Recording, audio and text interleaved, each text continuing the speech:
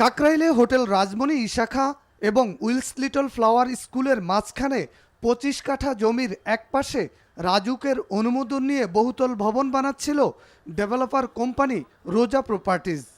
অন্য পাশে ছিল অস্থায়ী স্থাপনা।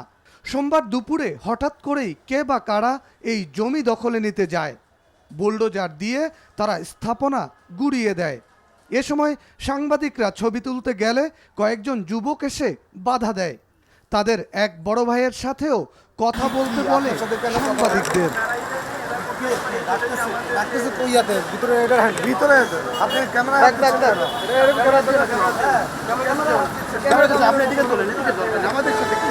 বলতেছে আপনারা এখান থেকে আধা ঘন্টার ভিতরে চলে যান।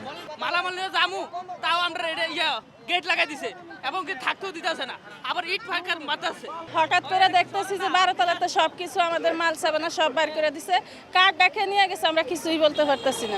কারা দখল করছে এই জমি তা জানেন না ডেভেলপার কোম্পানির কর্মকর্তারা। ভাঙচুরের কাজের সাথে দেখলাম যে হচ্ছে মানে অ্যাকচুয়ালি স্কুলের ছাত্রও না এবং স্কুলের কোনো কর্মচারীও না, আউটের কিছু ছেলে পেলে ছিল বিভিন্ন বয়সের বিভিন্ন রকমের এবং উগ্রপন্থী উগ্র মেজাজির এক কথায়। সিটি কর্পোরেশনে অ্যাকচুয়ালি একটা সাদা কাগজ দিয়ে লেখা ছিল যে সিটি কর্পোরেশন, ওরকম কিছু লেখা আমি দেখতে পাইনি। তার আগে আমাকে ধরে নিয়ে যায় পর্যায়ক্রমে মারধর শুরু করেছে আর কি। তবে সেই সময় পুলিশও ছিল ঘটনাস্থলে। তাদের সামনেই ভাঙচুর চালায় অনুপ্রবেশকারীরা।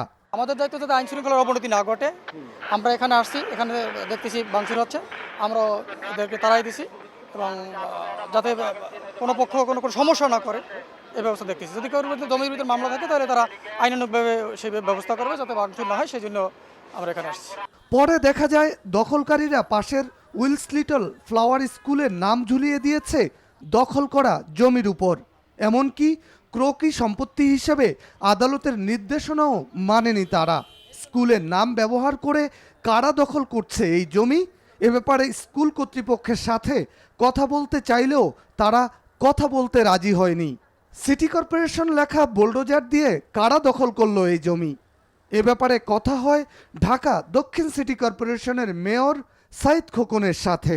আজকে আমাদের কোনো উচ্ছেদ অভিযান চলেনি। আমাদের সমস্ত বুলডোজার আমাদের আপনার যে বুলডোজার যেখানে রাখা থাকে সেখানেই ছিল। আমাদের কোনো ম্যাজিস্ট্রেট আজকে কোনো শহরের কোথাও আমাদের আজকে কোনো অভিযান পরিচালিত হয়নি। যদি এই ধরনের কোনো কিছু হয়ে থাকে অন্য কোনো ডিপার্টমেন্ট করেছে কিনা সেটা আমার জানা নেই, কিংবা আদারওয়াইজ যদি কোনো দুষ্কৃতিকারী করে থাকে সেটার ব্যবস্থা অবশ্যই পুলিশ নেবে।